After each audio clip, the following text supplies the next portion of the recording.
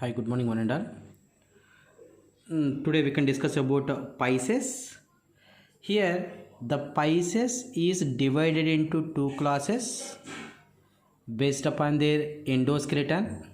One is the chondrichthyes, another one is the osteichthyes. Chondrichthyes means chondra indicates cartilage, ichthyus indicates fishes, cartilaginous fishes. Osteo indicates bony, ichthyus indicates fishes. That's why now we can go for the comparison between the cartilaginous fishes and bony fishes.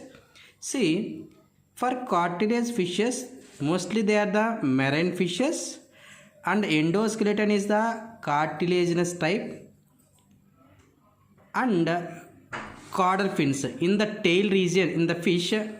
Suppose now you have to think this one is the fish, this is the caudal fins. This caudal fins are the heterocircle.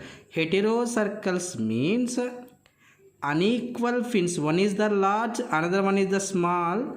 That type of fins is called as a heterocircle fins, that is asymmetrically is both in external, in outside and internal.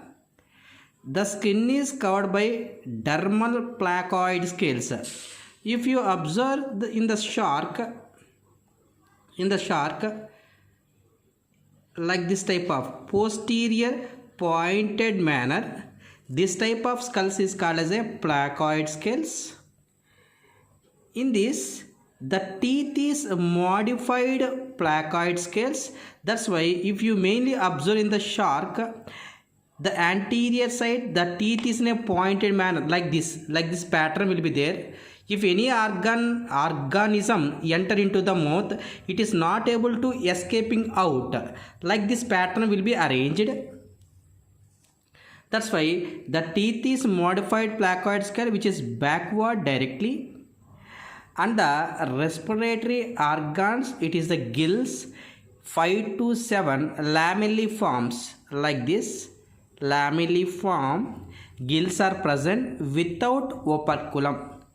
Operculum indicates మనకు ఎప్పుడైనా సరే మనకు fish మార్కెట్కి ఎప్పుడైనా వెళ్ళినప్పుడు fish బాగుందో లేదని చెప్పేసి ఈ హెడ్ రీజియన్లో మొప్ప ఉంటుంది, ఆ మొప్పని పైకి ఎత్తేస్తారు చూసారా, వాటిని మనం ఏమంటామంటే ఓపర్కులం అని అంటాం. That's why for this one the gills is not covered with the operculum. And also if you observe normal fishes outside, what is available in the market, that is a bony fishes. If you observe in aquarium, the fish is floats on the water. But if you observe sharks, that shark is not able to float on the water. What is the reason? Because for that organism, air bladder is absent. If the air bladder is absent, they not able to swim or they not able to float on the water. That's why always that organism is constantly swims only to avoid sinking. And mostly cartilaginous fishes are the ureotelic. Why? Because the excretory material is the urea, and some amount of urea also stored in the body for maintaining the osmotic concentration. And very very important one, in males they having a pelvic fins. In this region they having a pelvic fins.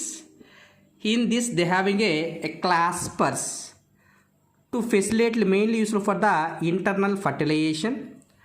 They are mostly viviparous. I already said what is viviparous. The organisms which can lace the eggs, which can lace the young ones directly, that is called as a viviparous ones. The best example about cartilaginous fishes, one is the scoliodon, commonly called as a dogfish or also called as a small shark. Pristis is commonly called as a sawfish. Torpedo is commonly called as a electrical ray. If you disturb this organism from the muscles, it can send a electrical impulse, you can get the shock. That's why that is called as a electrical ray. And another one is called as a spirna is commonly called as a hammer headed shark. And another one is the carcharodon, it is commonly called as a great white shark. Now if you go for the differentiation between the cartilaginous fishes and bony fishes, here the cartilaginous fishes are mostly what? Marine ones, but bony fishes which can live in all type of aquatic ones. Here the caudal fins are heterocircles, but the caudal fins are homocircles. What is homocircles means? Now in this tail region, externally they are equal, but internally it is unequal. That is called as a homocircle. Best we can see in the teleost fishes. And another one, difficircle. Difficircle means both externally and internally both are equal fins. That is called as a difficircles. Best example is the lungfishes. And then exoskeleton. Some are cosmoid type. This type of shape is called as cosmoid scales. But normally in the market we can observe this type of scales. That is called as a cycloid or ctenoid scales. Same, the respiratory organs having gills with operculum, but here without operculum. Here air bladder is absent, but here air bladder is present. This air bladder is acting as a hydrostatical organ. That's why it can shows the buoyancy. That's why without swimming also it can be floats on the water because presence of air bladder. These are ureotelics, these are ammonotelics. Sexes are separated. And fertilization is what type of fertilization? External, but here internal. These are viviparous, but these are oviparous. Oviparous means which can lay the eggs, that is called as a oviparous ones. And the best example about this one, Exocetus, commonly called as a flying fish. If you see the Life of Pi movie, if you observe this type of fishes. And also hippocampus. Hippocampus is commonly called as a seahorse, but the very important one for this one, the male having a brood pouch. Basically females having a brood pouch except hippocampus. And katla bocha. And labio is commonly called as a rohu. Pterophyllum is commonly called as a angelfish.